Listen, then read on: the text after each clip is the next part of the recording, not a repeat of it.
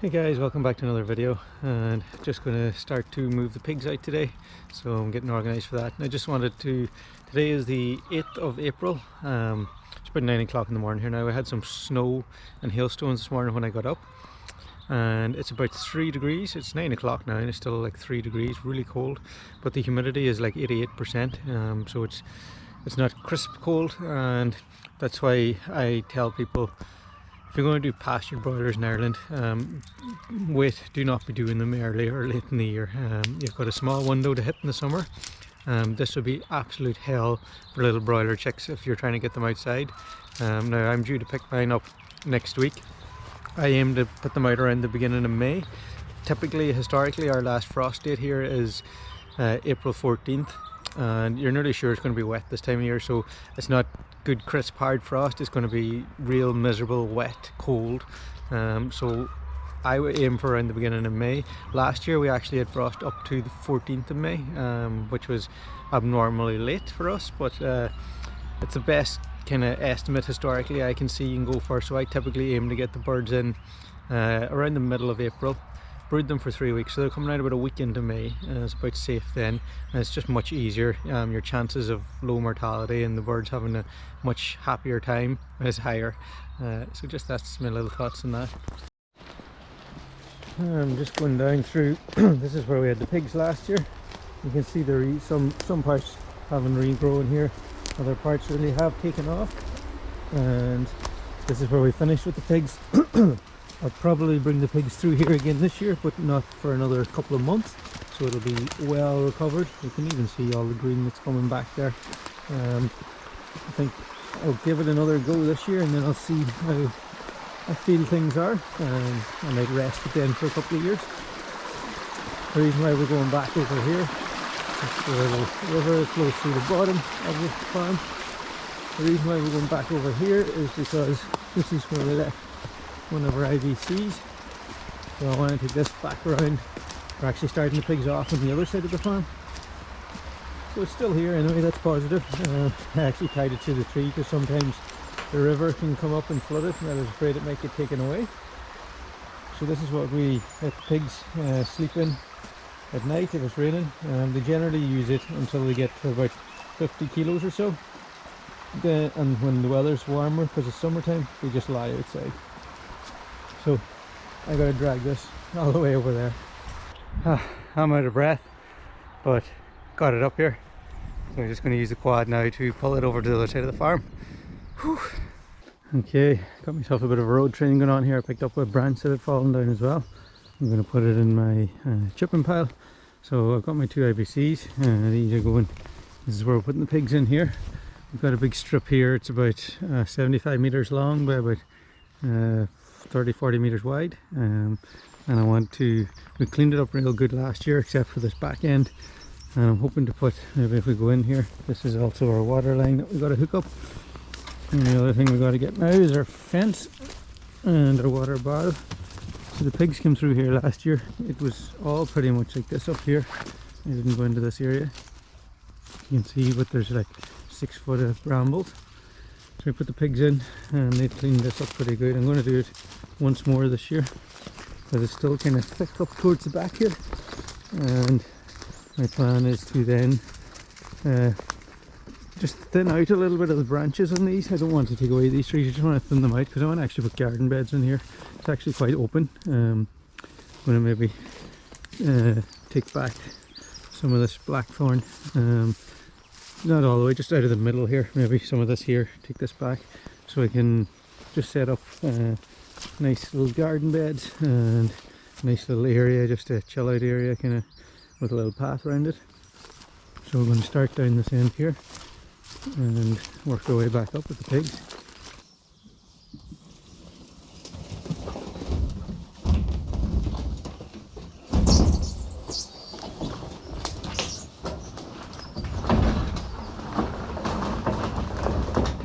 Okay, we're pretty much set up. We've got some straw in their houses, and they're facing these with the back to the prevailing wind so that the doors are kept nice and dry. I've got one, it's quite difficult to see, maybe we'll go over here. I've got one hot wire all the way around. I'm going to actually run two. So for fence, this is just a gallery reel, really handy, quick. I either use wire or netting. All the netting's down at my dad's farm, so wire here. These pigs were testing the fence a lot in the polytunnel, so I'm actually going to run 2 rows. I'm going to run another one maybe here, and once they're out for a week or two, this will be perfect to hold them back, but I'm going to put on 2 now for safety.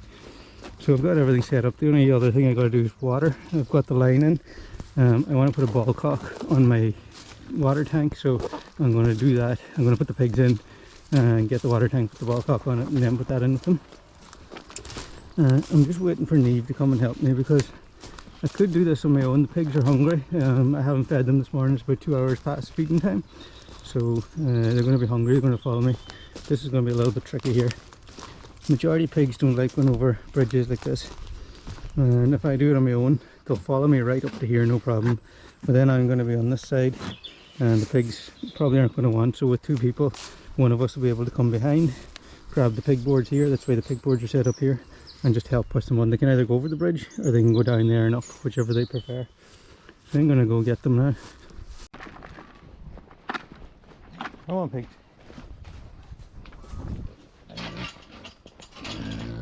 Come on, pigs. Come on, pigs. Come on, pigs. Come on.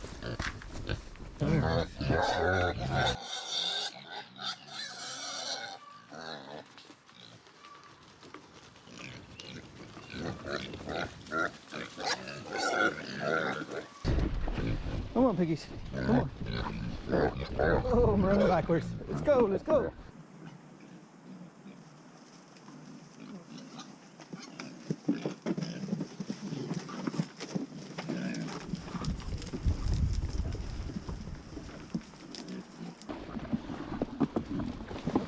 Hey, we made it. Hey, we're hungry. Move your bum. Come on, move your bum.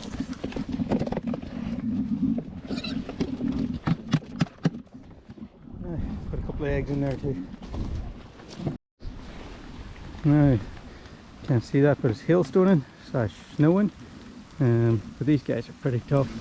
So I've got my 2 lines on, and I'll come back and I'll check it. I know it's hitting hot. There's not too much fence here.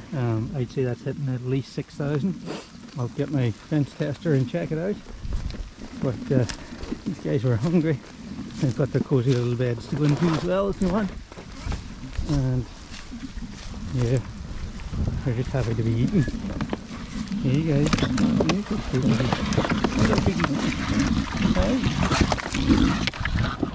Yeah, these guys are on twice a day feeds. I gotta go get their water sorted, and then that's them. And okay, so this is one upgrade I'm doing this year for the pigs, and this upgrade is going to save me 10 hours, I'd say, across the year. So we used to use just a tap, and we'd fill up the barrel whenever we were feeding the pigs, but we'd be waiting around and, you know, waiting for the barrel to fill. Maybe you forget to turn it off or leave it. So we're taking the tap off, and we're going to put on this gate valve here. That way we can have the water. This can be plugged into our main line all the time. This is just like a big extension cord that goes and hooks off into our main, so we can move it around with us. But what we can do is, this will be put on here instead of the tap. We can shut it off. We can disconnect, because this is a quick. We can disconnect here. We can move our barrel. We can put our line into the new place where we're moving paddock, and then hook everything back up and turn it on. And the ball cock is going to keep the water at the right level all the time. And if I know I'm going to be moving them tomorrow, I'll probably shut the water off so that they drink it down, and therefore there's less water to have to tip out. And we get water here pretty close to the fence, so that the pigs can't pull at the hose or anything. It's out of the way. I have it hung around a tree up here, sit up off the ground. It's always going to have a load of water in it, so they can't really push it around. I just got to wait until it fills up. They could push it over now, but once it's full up, and I just see they've already done a bit of a job here. I'm always amazed at the amount of rubbish the pigs turn up. There's a golf ball, and I always, this strip here particularly because it's close to a road there, I always have a couple of bits of rubbish back with me every time I feed the pigs.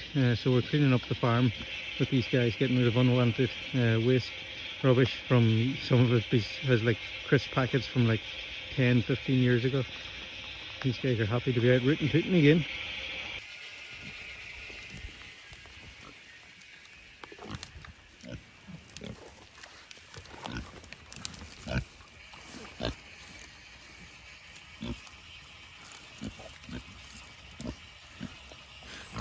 Don't know if you can actually hear that, but I came up to check on the pigs. There's one of them actually snoring. I'll try and get closer to see if you can hear it. I think that's a good sign that they've settled in.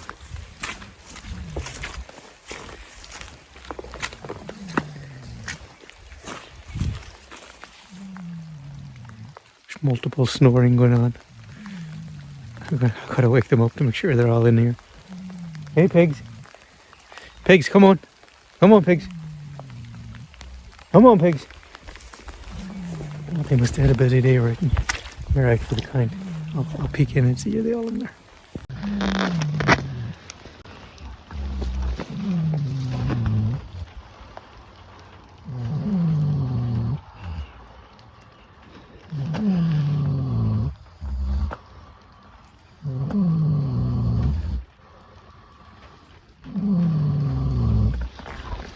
See, that's successful. They're happy pigs. 5 of them all crammed in one house.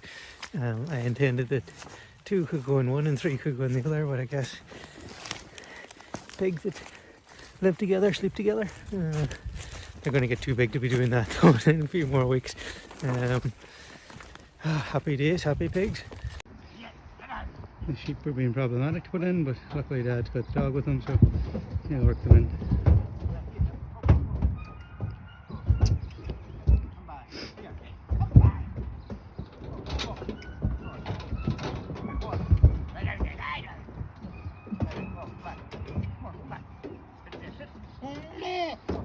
Definitely need a dog if you're trying to make sheep do something they don't want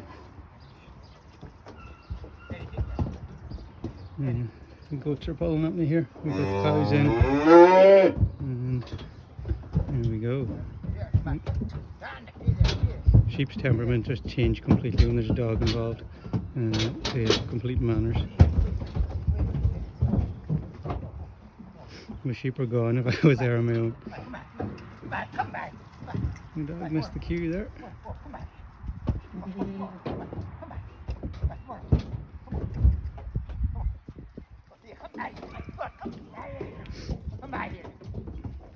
The dog's trying to stop them breaking. He's just getting a bit ahead of himself.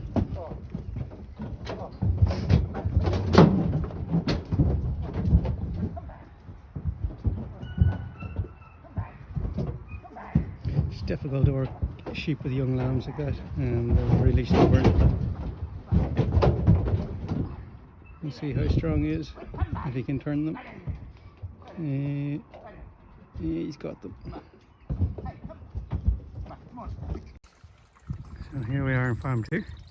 Everybody, goats are up in the bushes, cows are wandering around. I've just set up my water. If you look back from previous videos, you'll see the real cheap water system I put in here. And you can see I've got water, it's all gravity fed here. And it's going to tip away and fill up. I got to go and get ready to go on egg deliveries. I'll come back here later to milk and check on everybody. But they seem happy out. It's nice and sheltered here.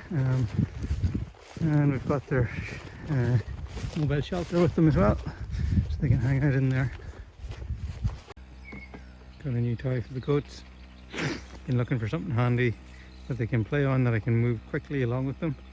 One of these little electrical reels, or electrical cable reels, is just the trick.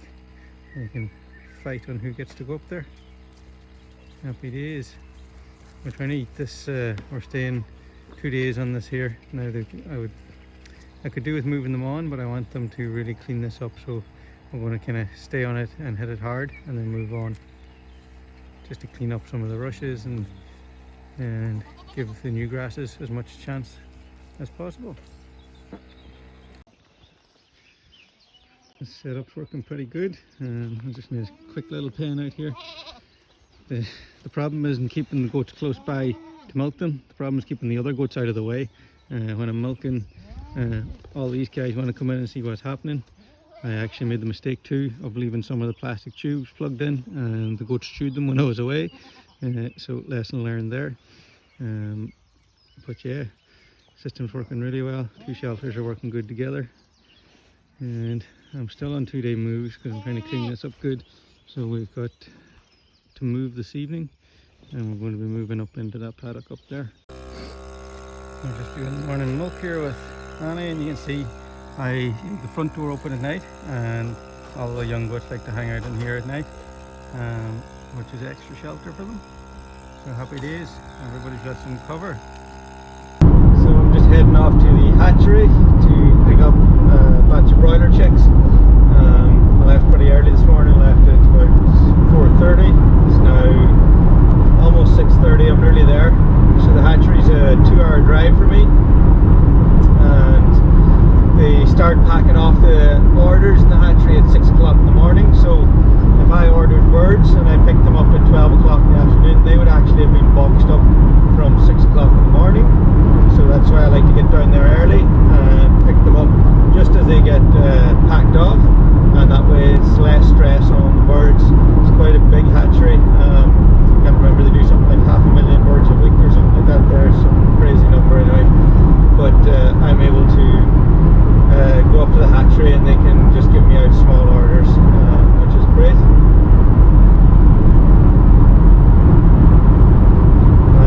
A lot of people think I'm like the chicken man, particularly around the farm, because I've got so many chickens, but I've got no emotional attachment to chickens.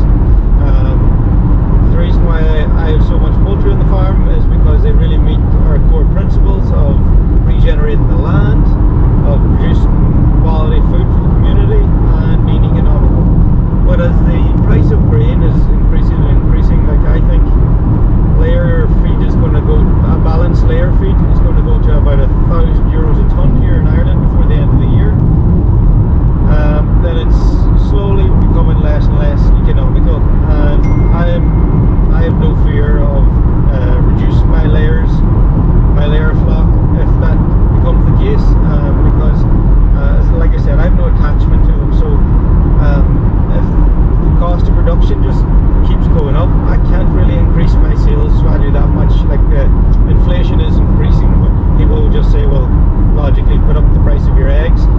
I'm already up on the high end on that, and I just, for the part of Ireland I'm in, I think I could very soon price myself out of the market. So that's why I'm always working on other enterprises on the farm as well. And remember, I've always said my longer term goal was always to move away from omnivores, because I cannot produce grains, and that might just be sped up. In my head I thought, that could be maybe 5+ years from now, but it might be sooner rather than later. But again, we'll see what markets do, and yeah, I'm constantly evaluating. Okay, got my little guys here. They've literally only been boxed up, so that's good. And I actually came up in they're literally just been boxed up, which is really good. I want to get on the road here because there's a truck coming around. It only took me 1 hour and 45 to get up, so I definitely, by coming up early in the morning, traffic after 9 o'clock here, traffic would set me back by about 25 minutes, I'd say. Whoa. So yeah, it's now 7, 8, I should be back at the farm by 9. Get these guys into the brooder and get some breakfast.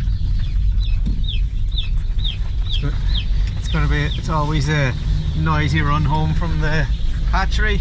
The chicks will be chirping all the way home. Okay, so we're in the brooder. We've got our chicks. So they come in boxes of 100. There are 4 sections in the box. So there's 25 chicks in each section. Now, rather than, if I was to lift everyone out, every time I put in my hand I'm going to scare them. And if there's 100 in the box, that's 100 scares they're going to get.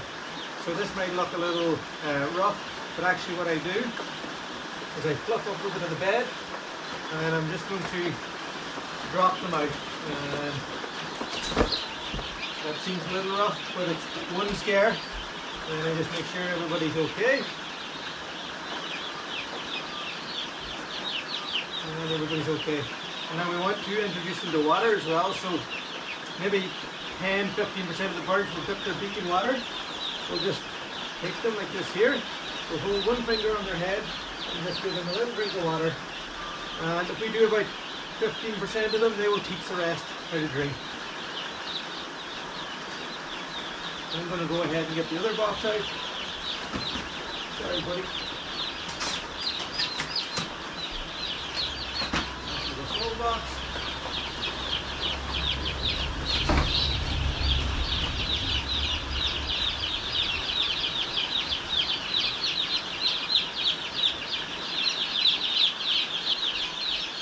Right.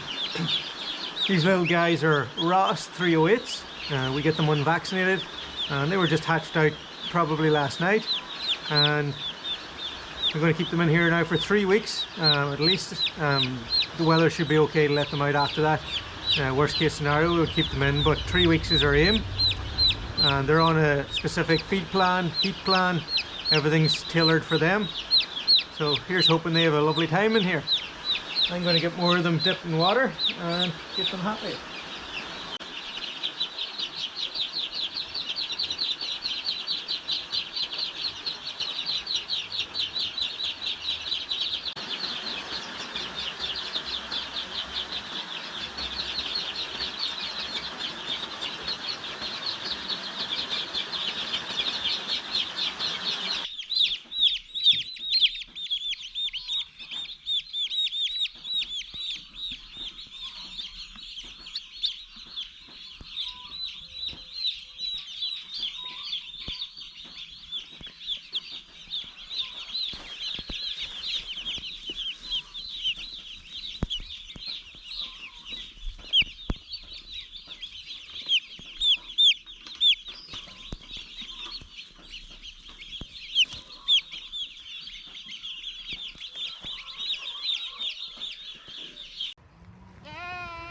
I'm just up here on farm 2, or what I call farm 2, or Laura's farm, and the guys are in here. They got to move tomorrow morning. I just set up a new paddock down there. I just want to show you what they've done. So this is where we were at the last paddock. So you can see we've still got a lot of organic material left behind. We tramped in a lot, but then like look at the job the goat's done. Look at those rushes all over the place. And this is the real benefit of having a multi-species flood. So we've got the cows who are putting down these beautiful big pats, and then we've got the goats who are cleaning up all these rushes, and then the sheep are coming along and browsing on and grazing different grass again. And again, we're leaving a good chunk of biomass there, and I'd like to actually take up a spade and dig up some of the soil and see how we're doing. But I think this is going to be an awesome job. My plan with this pasture here is to convert this into a hayfield, and I think we'll definitely be able to cut hay here next summer. It probably will still be rough-ish hay, but I think within another 2 years we'll actually be producing some top quality hay off this. So you know, you look at this mixed mob here, this motley crew, and you'd say, you know, they're a mixed batch. They're not productive. I mean, they're producing all our family's meat needs. We're producing all our beef, all our lamb, all our milk needs, and at the same time they're going to turn this, you know, degraded poorly managed pasture into a productive hayfield that will also be taking grass off both sides of the hay season. So yeah, I'm super excited. We'll turn this into a productive field that hopefully one day we'll be running our dairy herd of goats on, or maybe we'll be, you know, who knows what the future holds. The cows are really settling in well. They're actually waiting to get moved here because there's probably not so much forage here for them at this point, but they've just got tonight here and then they'll move on to the new forage. They're settling in really well. I can get really close to this one. She's still a little bit wary, but she's got the baby calf, so that's understandable. But yeah, really happy with them. See, she's just backing off a little. This girl don't mind so much. She's very tame, but they're settling in well. You can see she's licked up lovely, and the mama's, well, they've got a lovely big rumen. loads of capacity for digesting grass, which is happy out. And they're very easy to maintain. It's a bit hard to judge, but these are only small cows. You know, they come up to probably my, where would they come? A bit above my waist, between my waist and my shoulders, where their back stands. So they're lovely, and the little kids are doing really well too. They're growing pretty fast.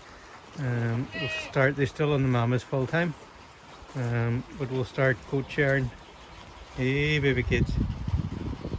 And you can see the guys, they put themselves in here. There's just this little door. They find it no problem, and then they come, stay out of the rain. Happy goats. And the baby lambs, they're all doing pretty well. They're just chilling. The sheep always stick to themselves, and you can see up there where that lamb is. We just brought in like an old cable reel for the goats to play on. They fight over who gets to jump up on top of that. It just keeps everybody happy, psychologically motivated. Happy animals.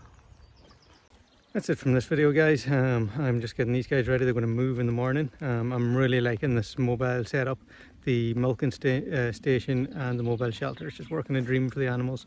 I can really see how they're just much happier, and that'll all equal, you know, better performance. Happier animals, less stress, better performance. And yeah, that's an awesome job done. I think that was two good projects you done this spring, and they're going to pay dividends.